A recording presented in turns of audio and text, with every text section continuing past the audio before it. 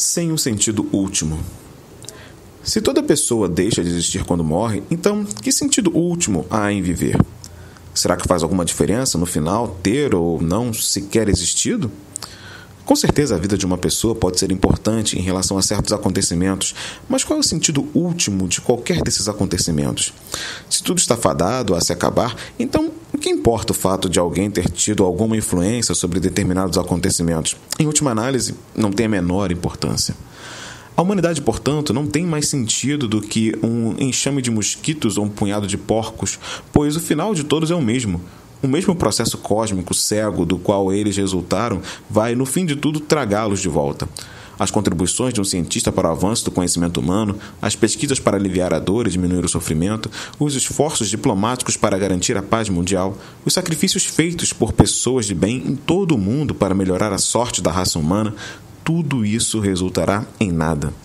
E este é o horror do homem moderno. Por ele acabar em nada, ele nada é. Porém, é importante perceber que o homem precisa mais do que apenas imortalidade para a sua vida fazer sentido. A mera duração da existência não faz com que a existência tenha um sentido. Ainda que a raça humana e o universo pudessem existir para sempre, se Deus não existisse, a existência continuaria a não ter um sentido último.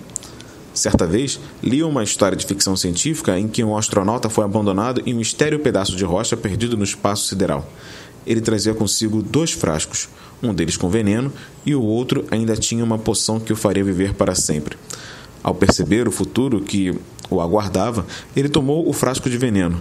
Mas, para seu horror, o pobre homem descobriu que havia tomado o frasco errado.